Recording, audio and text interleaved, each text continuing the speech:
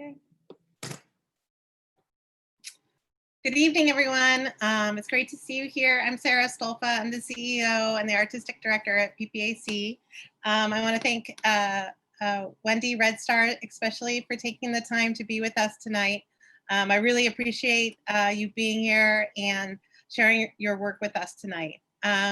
Before we get started, I just want a few reminders. We have some great classes coming up, so make sure we had some slideshow before we got started tonight, so make sure to check out our online classes.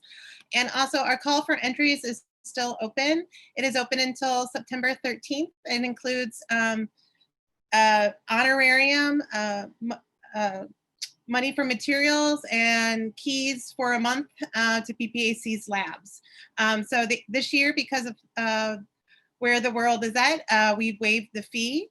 So I hope you will take the time to apply. It closes on September 13th. And with the residency, we're very flexible about timing. So we work with each artist to figure out when is the best time for them to come. And they will have access to the lab by themselves when they come and work in light of COVID. So we'll be a very safe and productive space. For more information, please go to our website. Without further ado, I want to introduce Lori Wasilchuk, PPAC's Exhibition and Programs Coordinator, and she will lead us through the evening. Thank you, Lori. Welcome, everyone. It's great to see new people attending this talk. Thank you for coming. And I just wanted to say that Sarah was talking about our Artists in Residence program. We are very honored tonight to welcome Wendy Red Star, raised on Apsáalooke Crow Reservation, the Crow Reservation. How did I do? Apsáalooke. It's not phonetic, so you did great. Thank you. In Montana, Wendy Red Star's work is informed both by her cultural heritage and her engagement with many forms of creative expression, including photography, sculpture, video, fiber arts, and performance. An avid researcher of archives and historical narratives, Red Star seeks to incorporate and recast her research, offering new and unexpected perspectives in work that is at once inquisitive, witty, and unsettling. Red Star holds a BFA from Montana State University in Bozeman and an MFA in sculpture from the University of California, Los Angeles. She lives and works in Portland, Oregon, and thank you so much, Wendy, for being here tonight, and we're very, very happy that you could come. Great.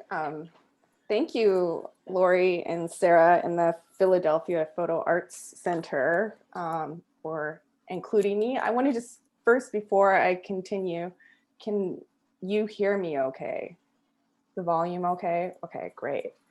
Well, I'm sending everybody out a lot of positivity. We're all in isolation with the pandemic, and I know my life has completely shifted, and I assume everybody else's. So it's really wonderful to have the opportunity to gather with all of you and have the chance to share some of my practice.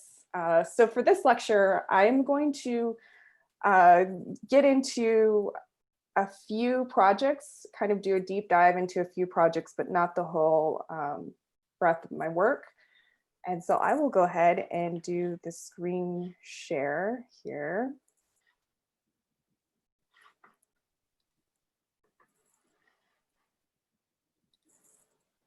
All right, so as Lori stated, I am currently based in Portland, Oregon. I've been here for over a decade. I have an amazing 13-year-old daughter, so pretty much since the whole time that she's been around. But I grew up on the Crow Indian Reservation in Montana, which is in the sort of south central part of Montana. The closest big city and the biggest city in Montana is Billings to the reservation. And this is a sign that I love to see when entering my reservation. Oftentimes when I go and visit family, my father still resides on the reservation, and most of my Red Star side still lives there. I'm going to show you this project I did in undergrad at Montana State University in Bozeman, which is located about a 3 hours drive from the Crow Indian Reservation. And this is a map of Montana and the different tribal nations that resided in Montana before contact. And then after contact, the 7 federally recognized tribal reservations that are in the Montana boundaries. So in the yellow, this is a part of Crow territory. We also had territory in Wyoming as well. And as I stated, I went to Montana State University in Bozeman over here. And while I attended MSU Bozeman, I took an interest in Native American Studies classes. And so this was the very first time that I actually learned about Native history and US government relations. And so a lot of the terms that I would hear growing up, like reservation, for instance, that was just normal to me. And so I never questioned that we lived on a reservation. So learning all about that history, and then allotments, land allotments. My dad would talk about so-and-so's allotment and the allotment that we reside on. Or another thing that we would talk about were like commodities and food rations and stuff like that. So those were all totally normal and without any question. I didn't have any reason to question until I started taking these Native Studies classes. And then that sparked my interest in learning specifically about my community and my tribe's history and our relation with the US. And when doing that, I learned about this man. He was a chief of ours. His name sits in the middle of the land. And our first agency was located in Livingston, Montana, which is, I think, it's super close to Bozeman, maybe about maybe 14 miles distance from Bozeman. And so this is a photo of him taken at that agency. And I am totally blanking on the fort, the name of the fort. And the reason why I'm bringing him up is he was responsible for telling the US government during the Fort Laramie Treaty in the mid 1800s where Crow territory was. And he used this beautiful metaphor based on the way that we set up our teepee, which is we use 4 foundation poles, and then we set the rest of the poles on those foundation poles and then the cover. And so basically what he said was that my home is where my teepee sits. And I was like, okay, this is very interesting. What does he mean? Where is he going with this? I'm kind of nervous. And basically he took those 4 foundation poles and placed them on the major migration routes that we took throughout the season. And they mapped out 38.5 million acres. And he said, that's where my home is, where my teepee sits. And I was just very moved by this, and just really beautiful perspective and way of Apsáalooke way of viewing land and our relationship to the land. And so with that, I realized that where I was going to school was very much part of our home territory. And I got super excited, and I wanted to do something to honor my ancestors, and then also just let the community of Bozeman recognize that they were on Crow territory. And this is back in like 2000, probably 2003, when I produced this work. And so I told my dad, and I asked him if he would help me harvest a bunch of lodge poles from our reservation and then take them to campus, and I would stake out land on the university land and set up teepees. And so basically I wanted, with this very first piece, which happened to be outside of the art building, to show how you set up a Crow style teepee. So here are those 4 foundation poles, and then the rest of the poles, and then the cover. And the aesthetic for us is super important. And every tribe that does utilize teepees as their home sets up their teepees a different way. So for instance, Lakota, they use 3 poles. And for us, the goal is to get this longest, skinniest poles, and then also make it look like it's an inverted teepee on top of a teepee. So this really nice kind of hourglass form. And that also kind of shows up in our beadwork as well. And so, you know, that's sort of the goal. Whoever can get that look has a really great teepee. And so then that sort of set me off to going around campus and scouting out territory and looking at, you know, pieces of land that had worn paths and sticking maybe my teepee directly on that path, and then watching people, seeing if they went around or they stepped in it. And then I would take them down and then find another spot. And so this particular spot was right by a co-ed dorm. The tall building in the background is a co-ed dorm. And this is where I started to run into some trouble. So to set these lodgepoles up, they're about 35 feet long. And it takes at least another person to help me. So I'd wrangle a friend, or sometimes my mother would come and help me. And it would take me almost all day to get them set up. So I set this particular one up, and then the next day I came and they were all knocked down. And I assumed the wind maybe have knocked them down. So I set them up again, and then I came back and they were knocked down again. So then I thought, okay, this is clearly not wind. So why don't I go ahead and like make a monster teepee? And so I just like made one huge structure. I was like, all right, take that, we'll see what happens. And I came back and they were all knocked down. And so then I just decided, well, screw it, I'll just stick it on the football field. And so I snuck in onto the football field the first time that I'd ever been there, and stuck it on the 50-yard line. And there happened to be this amazing giant football helmet that was there. So I just drug that out there. But I thought this was a great ending to this project, being that this is really prime real estate for America, this little chunk of land here. So why not end the project here? But this is such an important piece for me, and a foundational piece, a piece that I consider a foundational piece, because this is typically how I tend to work.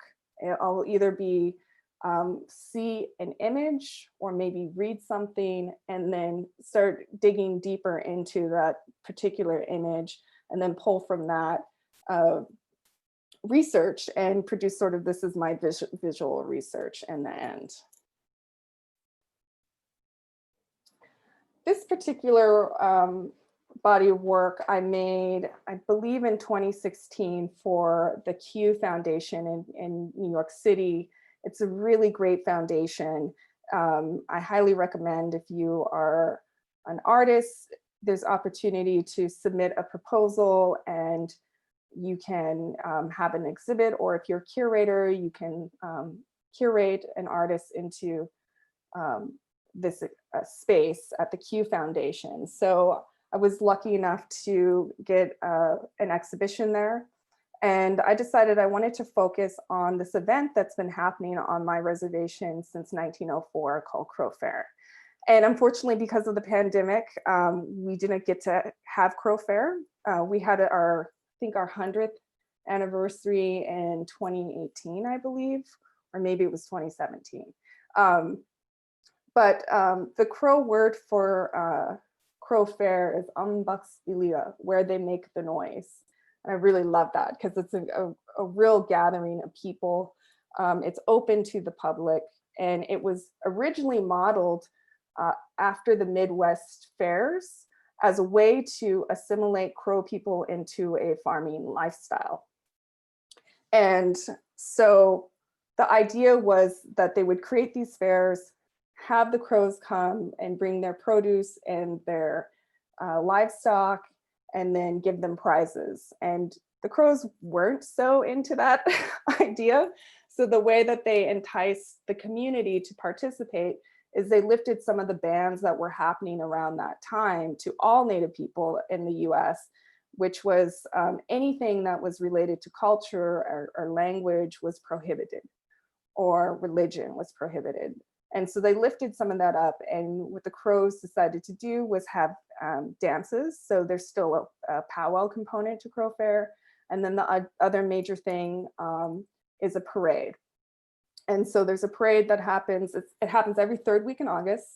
And there's a parade every morning, and the parade goes around the camp, and it's known as the teepee capital of the world. And so every family sets up a camp with teepees, and it's open to not just the Crow community, to other Native communities and non-Native communities.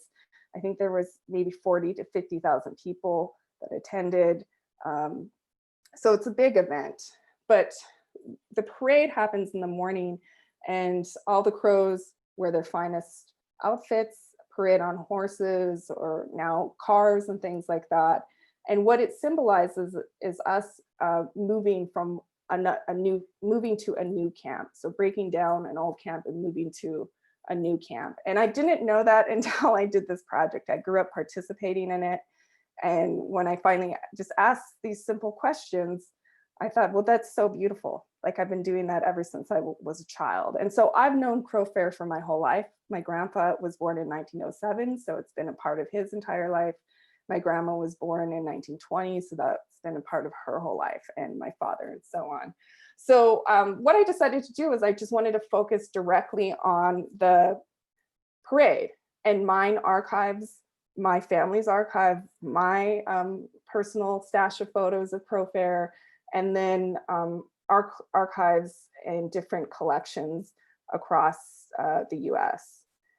I'm going to show just a tiny part of this video because I don't want everyone to get super motion sickness. But basically, I took the photos and then I cut them out individually. And it's going to be, I'll show some details. And I did a timeline based on the decades. So this first set of images are all kind of in 2016 is where the timeline starts. And then we're sort of moving into like the 2000s. And I'll just go around the corner here to show you a little bit more of the timeline here. And then what I did is I printed these out on photo paper and then cut them out by hand. And then any information that I wanted to convey about the parade riders or objects, I'm going to stop right here. I would write down like individual people's names or like items that they're wearing, like this wedding blanket, or for instance, this woman named Winona Plenty Hoops, who shows up in the timeline again around 1910 as a small child. Sort of write down things about them. And the reason why I chose Winona Plenty Hoops is because she was the last generation, that should be my grandmother's generation, who dressed this sort of older school Crow style, where the women made their own dresses. They wore these high top leather moccasins. They usually wore a real thick tooled leather belt, and they had a scarf. And so my generation got to see these women, and then my daughter's generation, no one dresses like that. So I might have to bring that back. But so I wanted to show her for that importance. The other kind of funny thing about connection to her is that she had a son who was in a rock band with my father. So I kind of love all of that stuff.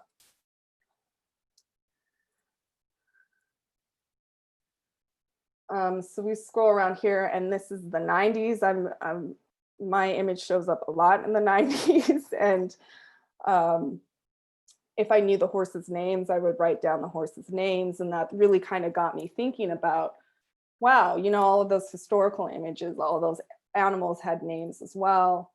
So different things were really kind of brought to my attention. The other thing about this timeline that I think is really interesting, I'm going to pause here, is that it went from like color technology to black and white, But along with the black and white, we really get to white male photographers photographing the crow, where the colored photographs were my family taking photos of ourselves, or me, myself taking photos.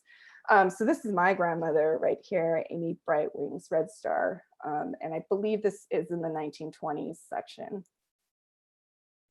And this is the 80s and part of the 70s. And these are all slides that my father took of Crow Fair in the early 70s, late 60s. And then here's the very start of the timeline.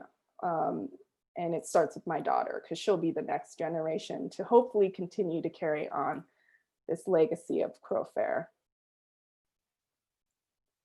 I want to show you actually what Crow Fair looks like in context. So this is the Red Star camp. It's named after my grandpa, his crow name, which was Old Man Eagle. So it's the Old Man Eagle camp.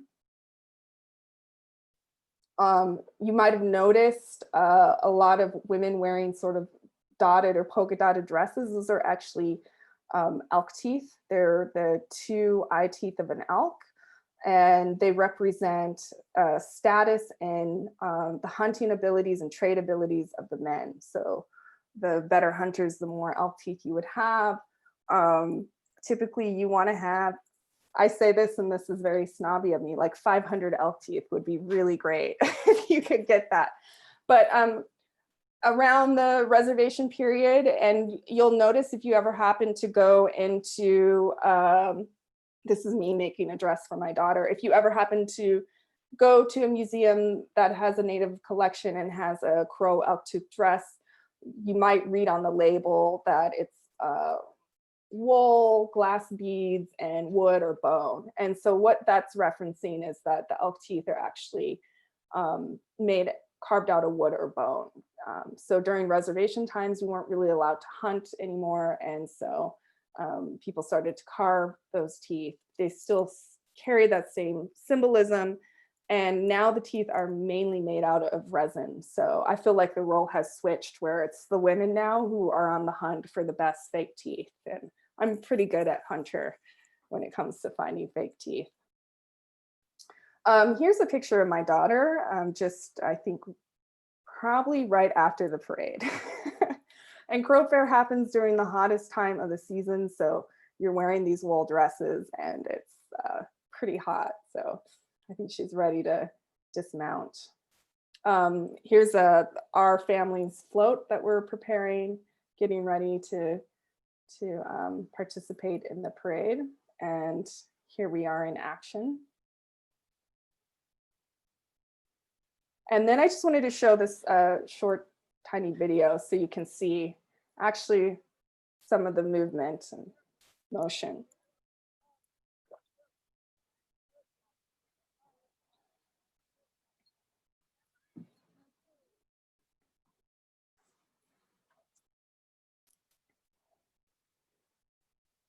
So this is the first time in my life the Crow Fair has never happened. It has been disrupted before by World War II, and I think there were some other situations that happened in the tribe where it didn't happen as well.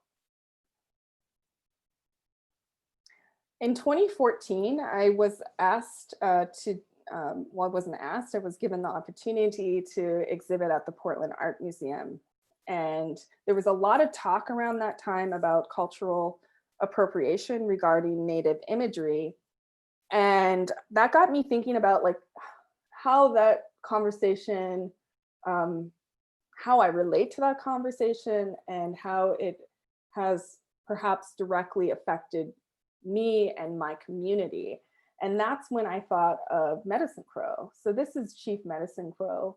He was an important chief around the late 1800s and early 1900s.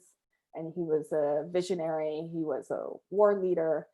And ever since I left the reservation, I kept seeing one of two images of him. And it was these two images. So here's the second image that I kept seeing.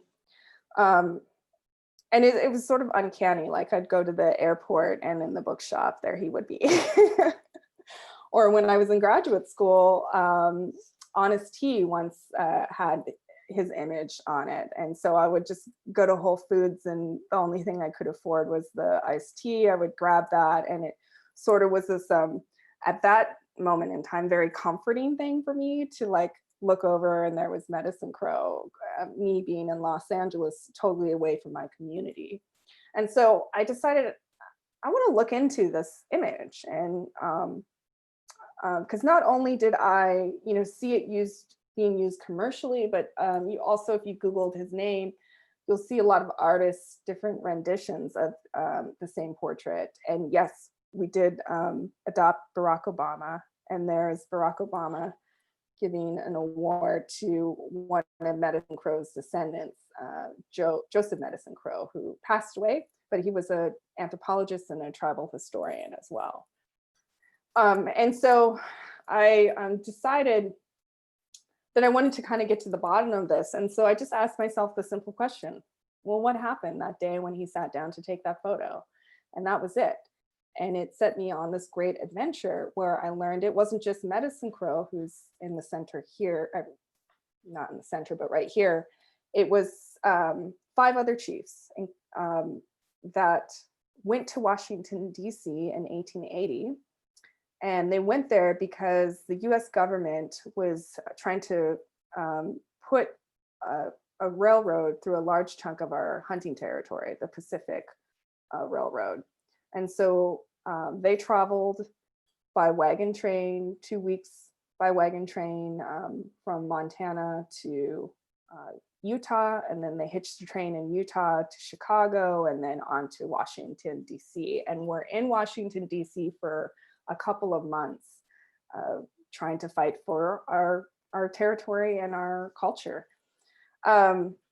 So this photo was taken by Charles Milton Bell, who was the head photographer for the Bureau of American Ethnology. And it was a common practice at that time, not just the Crow or Apsáalooke were traveling to Washington, D.C. Many other Native nations were also doing the same thing. It was to negotiate rights and treaties. And what else do I want to say about this? So often the practice at that time was to take portraits of the delegations, and they also took individual portraits as well. And there was a practice that was also happening at that time where they were really thinking of these portraits as types, a type for this certain tribe. So this is what a Crow type would look like. And this is what a Lakota type would look like. So oftentimes you'll see the portraits of them facing forward, or a 3/4 cell profile, and sometimes even the back of the head. So this trip was quite amazing because there's a lot of information on it, and there are some interesting, interesting historical records that are attached to it. For instance, there are some ledger drawings by Medicine Crow. So when they returned back from Washington, D.C., there was this clerk called Charles Barstow, who worked for the US government and was a clerk on the Crow reservation. And he had a practice of asking Crows to draw their experiences. So he asked Medicine Crow from memory to draw the trip. So there's these amazing drawings, and they're now housed at Montana State University Bellings collection. So here's the Capitol. And I always love to point out the river in the Capitol as well, just so it really shows you how he's sort of situating himself with the landscape, which I find very fascinating. And the writing is Charles Barstow's writing. 3 different types of boats.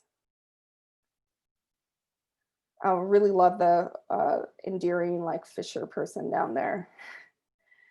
And then 3 different types of trains.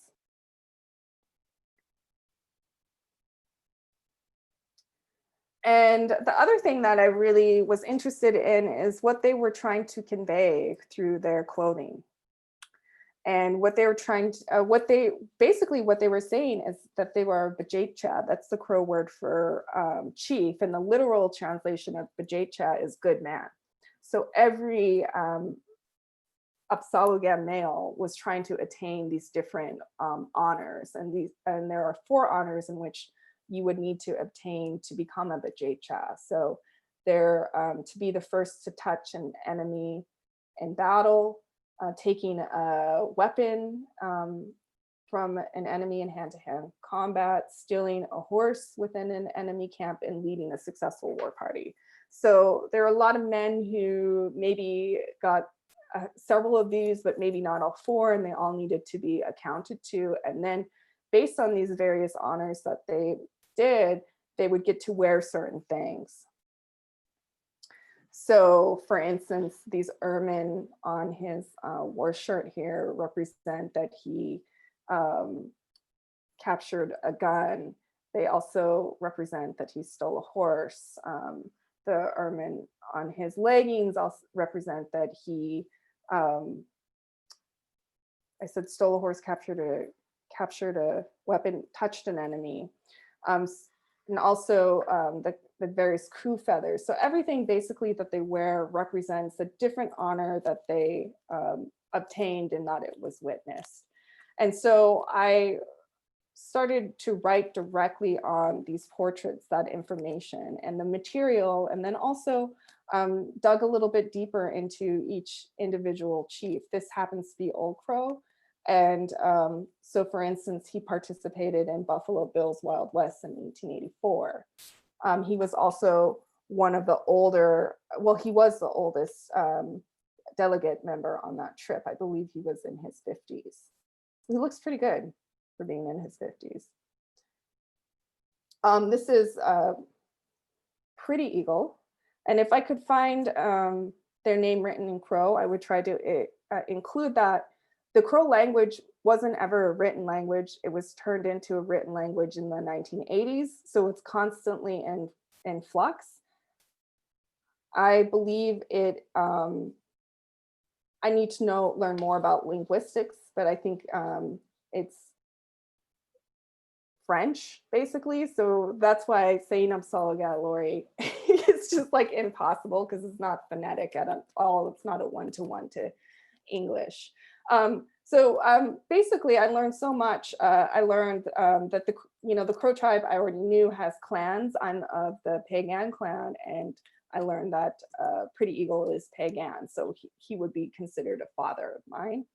And the other thing that I learned about him was that when he passed away, he was buried in the back of a wagon box. And then his body was stolen by the Bighorn County Sanitarium.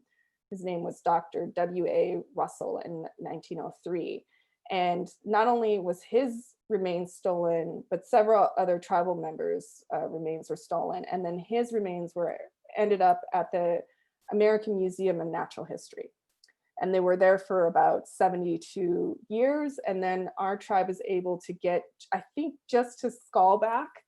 And we were able to bury those remains back on our reservation. And there's a place called Pretty Eagle Point, and that's where his remains are. And so I just thought it was Pretty Eagle Point. It wasn't until I did this project that I realized this insane history. Yeah, I think I also had a very surreal moment where I was actually in the Natural History Museum walking around, and then I kind of paused and was like, oh, this was the place where his remains were that whole time. So that was very surreal. This is Two Belly, and Two Belly, there are 2 subdivisions, maybe possibly 3 subdivisions, but 2 main divisions of the Crow community. There are the Mountain Apsáalooke and the River Apsáalooke. And so he was River Apsáalooke, and the rest of the Crow chiefs that were on this delegation are Mountain Apsáalooke. And what's interesting to me about that is that he completely dresses differently than the other Mountain Apsáalooke, where he's wearing this beautiful otter trimmed leather floral beaded jacket, which was a popular a jacket around that time period, and it was modeled after sort of military jackets at the time and sold that could be, bought at trade stores.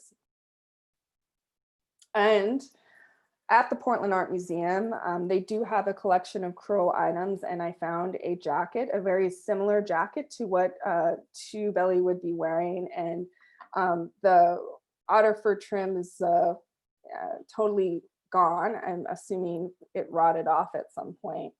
But that was a really amazing find, and it really just shows you the vibrancy of the outfits that they would that they were wearing would there had been color technology. And so this is the jacket included in, and here he is. He's a very tall guy. I think he's like 6'4" or something like that. This is Pretty Eagle. He was our last official chief of our tribe. He died in the 30s, and then the Crow community moved to a government system similar to what the US government has. So we weren't using a chief system anymore. But another interesting connection that I have with him is that between 2012 and 2013, I became the manager of his estate in his park. He was so inspired when he was in Washington, DC. They took the delegation to a side trip to Mount Vernon, to Washington's estate. And he became very inspired by that and decided, it really stuck with him in his mind, that when he would come back, he would donate his allotment to the state of Montana as a park that would be similar to Mount Vernon. So I basically ran his little miniature Mount Vernon, where his log cabin home, his grave site is there. There's an apple orchard, there's a visitor center, and several of his material objects, and also some other tribal material objects are there as well. And then we have Medicine Crow. So it's interesting too to realize that there were several other poses that were out there. For me, just recognizing those two very popular ones that were continuing to be used. And I love to point out that he is wearing hair extensions. And so a lot of the Crow men on this trip were wearing hair extensions. So you can see it here. And hair has always been an important symbol of power. So the longer the hair, the better. We actually even had a chief called Chief Longhair, who had incredibly long hair that they said could wrap around the base of a teepee. And then the other thing I like to point out is that he's wearing a hair bows, and it's supposed to look like this. It's broken. So it kind of gives you a little hint into the personality, like that he, was like, whatever, I'm still gonna wear this hair bow even if it's broken. And the other thing, I was just reading the biography of Chief Plentycoo, the chief I just showed before this. And he has this great story about Medicine Crow and his very wicked, inappropriate sense of humor. So I just love knowing that about him as well. Yeah, you might have noticed that their hair looks sort of white in the images, and they did use white clay to stiffen their hair. And it was very popular hairstyle for Crow men to have this sort of cut bangs known as like a pompadour. I just love knowing that they're carrying all this stuff so far. And here are these Charles Barstow drawings. Another aspect of this trip was they got to see one of the first circuses in the United States. And so here are some fantastic images of the different animals that he encountered. And he not only did an excellent job of remembering and drawing them, but he also came up with some names, because a lot of these animals don't exist in Montana and Crow country. And so, for instance, the peacock is Wondertail, comes from above. I love that. There's a long-nosed bull for elephant, and spotted mule for giraffe.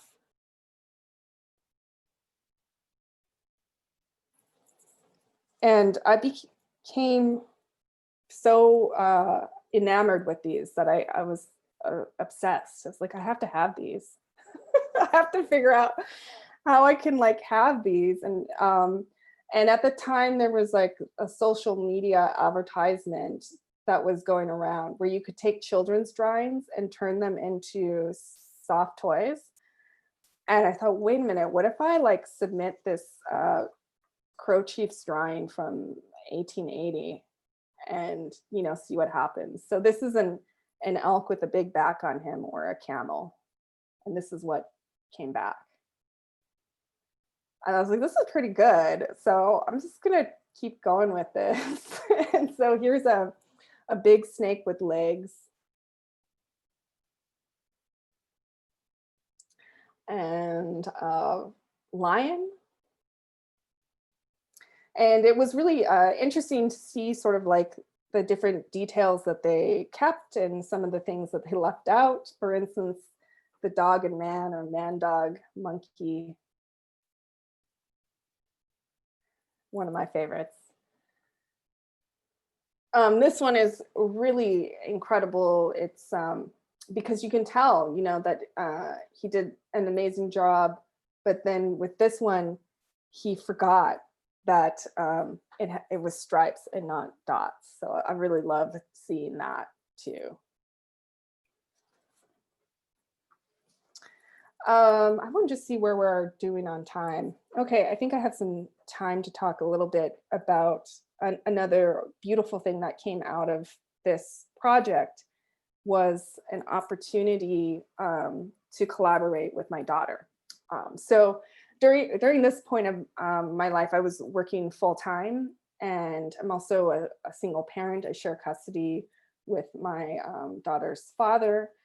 And so I was using every spare moment of my time to figure out like how I could finish the show and make work.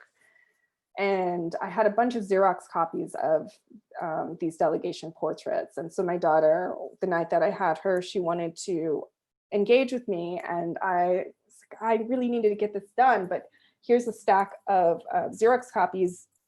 You can play with these. And then she came back with this. And I realized that this is exactly what this exhibition is about. It's about the next generation, and it's about her and her ownership. And I asked her if she would be interested in producing more of these images and if she would like to be in the exhibition. And this was when she was 7, and she agreed to it. So I set her up with a little studio, and then she produced, I believe, 20 of these portraits. And then we attended the opening. And on the way to the opening, she said, well, I want to talk about my work. And that was super scary because she's very transparent. But I also thought, I can't be a hypocrite. You know, I can't be standing there talking about my work and not allow her to talk about her work. So here she is talking about her work. She also wanted to talk about the stuffed animals. And it was, again, that I had another epiphany that she is a good public speaker, but what am I doing? Why am I separating these two, parent and child versus art career, when we could potentially work together? And then from there, we started to collaborate a little bit. This is her. She wanted to wear her outfit, and she wanted to show her class, give her class a tour. So, so proud of her work.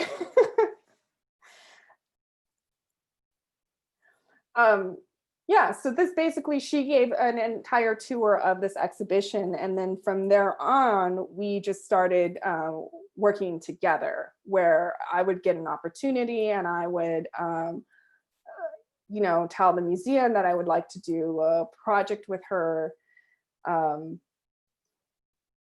And so we did another project together called Apsáalooke Feminist, which is a series of 4 portraits. And this was in a group exhibition called Native Photographers and the Edward S. Curtis Legacy. And Edward S. Curtis came to the Crow Reservation in the early 1900s.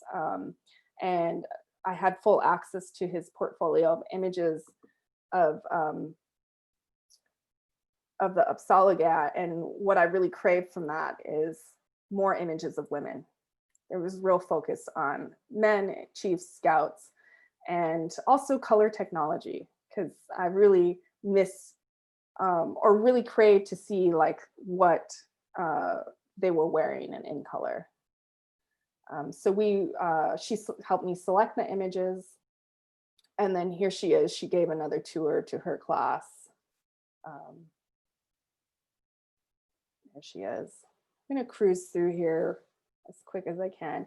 And we did a residency together at the Denver Art Museum. And then she took it a step further, where she wanted to give tours specifically to children of the Native galleries and the Western art galleries. And so we basically set her up with her own badge and then let her run loose around the museum and select the works that she wanted to talk about and give her like a mini education. And then she gave tours, but she got so into this idea of being a tour guide that she wanted me to make her an outfit.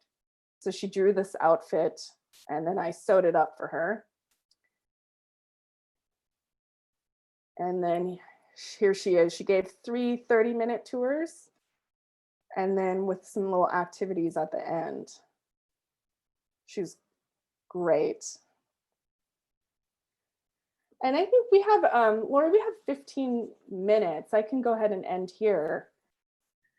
Questions. I can't stop smiling. That's amazing.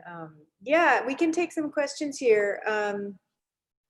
I'm sure that there's quite a few. I'm blown away by the idea of going on a residency with your daughter. I think that's just great. It's really incredible, very inspiring. So yeah, and Thank you. Working together. Yeah. Does anybody have any questions? You can either write them in the chat or raise your hand.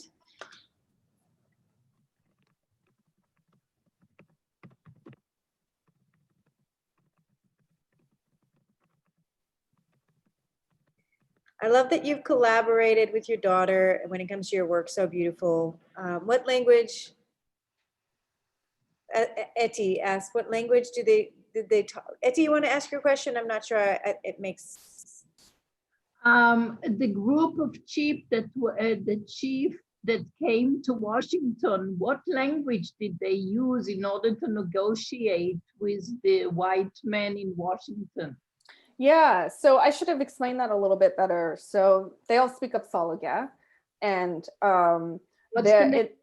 Apsáalooke. So that's what we call ourselves, which the literal translation is children of the large beaked bird, which it's an extinct bird. But basically in the group photo, you notice the men in the back that there was a guy wearing, I'm thinking the 1873, but every delegation brought interpreters with them.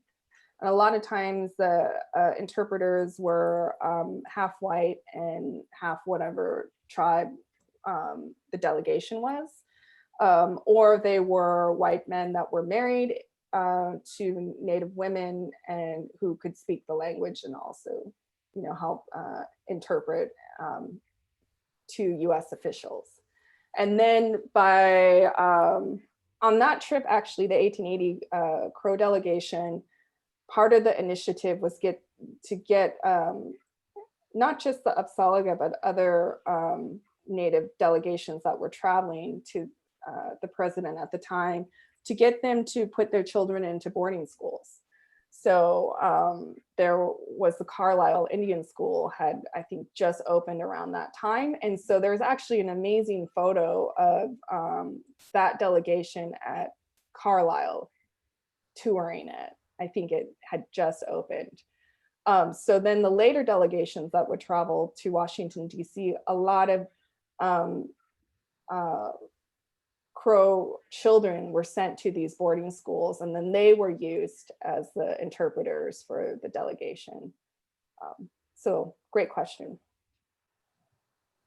Margaret asks, I wonder about the scale of the annotated photographs. How large are they? I love that they work with the idea of reading a photograph and the knowledge that a viewer brings to or doesn't bring to a portrait image. I'm so bad about the dimensions of my photographs, but I think they're like 16 by 20, something around that size. Mhm. So what's, do you, when you're thinking about what's next, I mean, is it continuing to work with your daughter? Do you like, I mean, the organic ties between the people in the photographs and the stories and the pictures from your own family archive, and now you're building with these amazing exhibitions with your daughter. Is it all going to continue in this fashion? Are you on a trajectory? So I have some sad news. My daughter retired herself in 2019. So I had her, now she's in full teenage mode. And if she was here, she'd be so horribly embarrassed of me for even talking about her. But yeah, it was pretty great. We had such a sweet gig going, and it got to the point where institutions were contacting us to come together, and I was like, wow, this is amazing. And then we did our last collaboration at the Pulitzer in St. Louis, and yeah, she's like, I'm good, I'm done. so I think it was really wonderful to have that opportunity, and I learned so much from her. And I also learned like how quick-paced children are with their development, and I think that was really good for me to kind of have something very successful, but then also for her to be like, okay, I'm that was cool, and I'm on to the next. Mm-hmm. So yeah, so she, you know, I'm open to it. It's up to her, but she's just enjoying her like time developing into her independent self. But me, I really feel like my purpose, I'm starting to sort of understand what it is. It's kind of the mystery that I feel like all artists kind of are trying to figure out what it is that they're doing. I think my purpose and the reason why I'm here is to piece together these timelines. To put together this history that's been buried by colonialism, and hope that that will become this platform from which the future generations can utilize and then continue to build on those histories. So that's what I think I'm here for, and what my work is about. Chris asks, what has surprised you the most about yourself, your culture, etc., during your artistic journey? Humility comes up so often, and especially when working with collections and archives, and also realizing like a lot of times I'll go in with a preconceived notion or like a real solid idea of what like the way crows are and should be, Apsáalooke people should be, and then I get totally just blasted out of the water with how narrow thinking, how sort of constrained my thinking was. And I'm constantly being humbled, but then I'm also constantly aware that we're all humans here, and archives and collections are humans, and they're made on like, you know, human error as well. So keeping an open mind to that, you can't say things too solidly. You're always, and I'm sure I said a ton of things wrong here as well, but yeah, just having humility and being as open as possible, and always constantly asking questions and not ever taking anything at surface value, because you can continue to dig, and it will take you on these incredible adventures.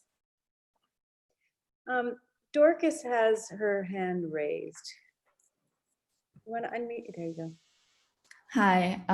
Yeah, thank you so much for this talk. It was really like, honestly, one of the best talks I've been to in the past couple months. Thank you. Yeah, I just had a question about your work with the archival photos. And, I've been learning about all these ethnography, photos and how they relate to eugenics and this idea of like the mugshot and the brutality and, sort of horrible reasons why people decided to depict an other, the people they depicted. So I was curious how that in the work that you did for the Crow Fair, the black and white photos that weren't taken by people from the Crow tribe, and also the delegation, and just how this interacts with your current investigation. If you could speak a little bit more on that, and also with the idea of working with museums and institutions, especially the way that, if I'm sorry, I forget the name of the chief, but you were talking about his remains being in the museum, and you're, also working within these institutions. Correct. Yeah. Yeah, I've gone back and forth again, and that's where I feel like having like extreme humility and just the ability to be able to change your thinking on things. So for instance, Edward Curtis, the classic example of taking images of Native people around the turn of the century. There's such, sort of very negative aspects, a lot of controversy that comes up around his name. But what I found is that I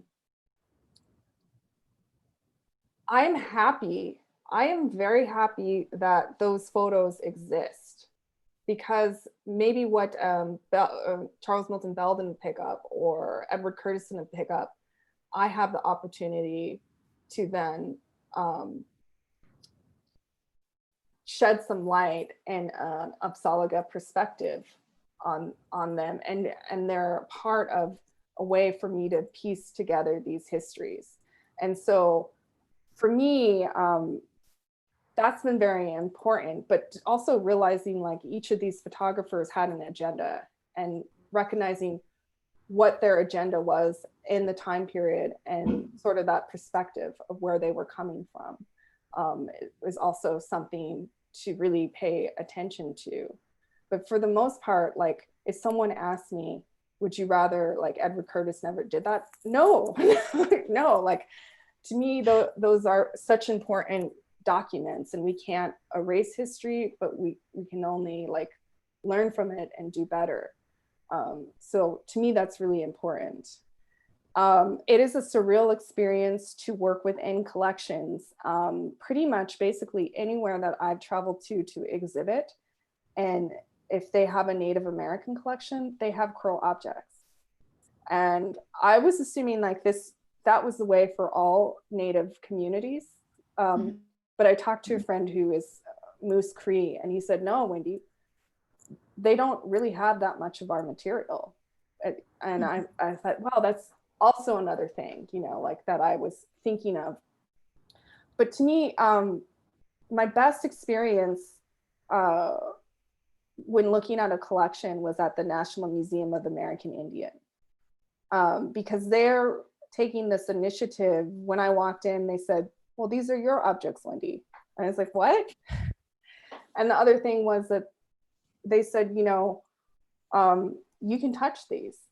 And I've never been able to touch the actual objects. I've always been wearing gloves and things like that. And so they really had this initiative where they really wanted to put the Native visitor in a position where they had the most access and agency, and them and sort of the steward collection, until we can get to a place where the objects that can be replaced back in the community can go there. So it was a very different experience versus many of my experiences at museums that have Crow objects. Is really kind of sometimes I don't even get to touch the object, and the collections manager will hold it and let me see it, and it it's a very weird thing because a lot of these objects I actually have or I've made.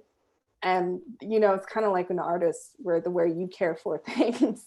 And like, so I have an intimate experience of really handling wearing these, riding a horse with them, that kind of thing, to then have a collections manager hold it and turn it around for me and maybe not even take photos of it. So I don't even know if I answered your question, but it's very complicated. And I think there is progress moving forward for sure. And I'm happy that I have the access to look at these collections and hopefully create an opportunity for other tribal members to gain access as well. Thank you. Thank you. There are some more really beautiful questions in the chat box, but I feel like I want to respect your time and we should end the talk at 8 o'clock. Okay. You're really good at that. Thanks everyone for coming out tonight and listening to Wendy's presentation. It's been great. I learned a lot. I really appreciate all that you're working on. Next week, Louis Palou is going to be our speaker. He's working up in the Arctic Circle and he's a documentary photographer. So I hope you can come back next week. And for now, we'll say goodnight and hopefully our paths will cross in the future. Yes, thank you, everyone, especially Wendy. That was a beautiful talk. Thank you so much. Thank you, everyone.